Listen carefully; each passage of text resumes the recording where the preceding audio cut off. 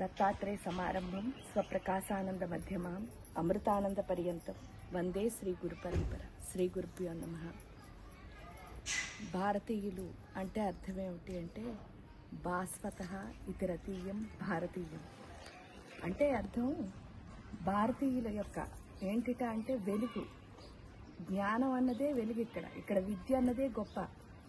So ఆ విద్య ఎప్పుడైతే అంటే ఆ జ్ఞానం ఎప్పుడైతే మనలో ఉన్నదో దానివల్ల ఆ వెలుగే మొత్తం చీకటినంతటిని పారతోలుతుంది అని చెప్పడానికే ఈరోజు ఆపరేషన్ సింధూర్ అన్నది మనకి ఎంతో బాగా విజయవంతంగా చూపించింది. అంటే అర్థం ఏమిటి అంటే ఇక్కడికి ఎవరు వచ్చినా సరే మన యొక్క విద్య జ్ఞానం ఏదైతే ఉందో దాంతోనే మనం పారద్రోలుతున్నాం. కాబట్టి ఈ భూమికి ఇంకా శక్తి జ్ఞానం చాలా అవసరం.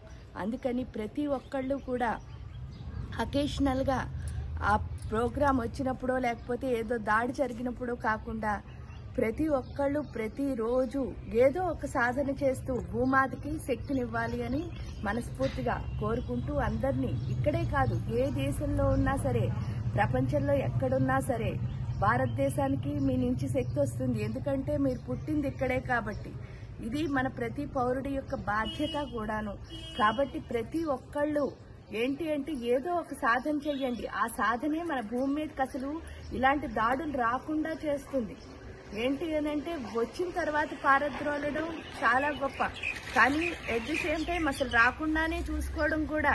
ఆ రాకుండా చూసుకోవాలి అంటే ఈ రోజు నుంచి ప్రతి ఒక్కళ్ళు కూడా ఏదో ఒక సాధన చేస్తూ ఆ సాధన ద్వారా ఈ భూమాతకి శక్తిని పెంచి మనలో ఉన్న జ్ఞానాన్ని పెంచుకుని ఎప్పుడైతే మనం కాంతివంతులం అవుతామో కాంతిని చూడడానికి, ఎందుకంటే సూర్యుడిని మనం 2 నిమిషాల కంటే ఎక్కువ చూడలేం. ఆ సౌరశక్తి ఎప్పుడైతే మన లోపల ఉంటుందో మనని కూడా ఎవరు అసలు చూడడానికి కూడా అంటే తాకడానికి కూడా సాహసించలేరు. అలాంటి పని మనందరం చెయ్యాలి అని కోరుతూ అంటే ఎవరు అందరూ ఏదో ఒక మంత్ర జపం చెయ్యాలి. చేసి మనకెంతో చూడండి మన ప్రధానమంత్రి గారు మనకెంతో సహాయం చేస్తున్నారు.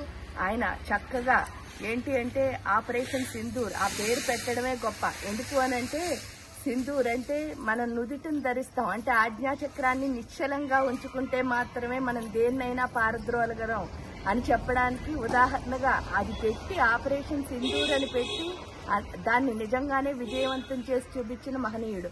కాబట్టి ఇదే విధంగా మనందరం కూడా ఆయనకి సహాయం చేయాలి అంటే తప్పకుండా అందరూ ఏదో ఒక సాధన చేయాలి. ఈ రోజు నుంచి కామాఖ్య అమృత మిషన్ అంటే ఇప్పటి వరకు కామాఖ్య అమృత శోధన ఏది చేసినా సరే భూమాతకు అర్పించడం అన్నది మీకు తెలుసు.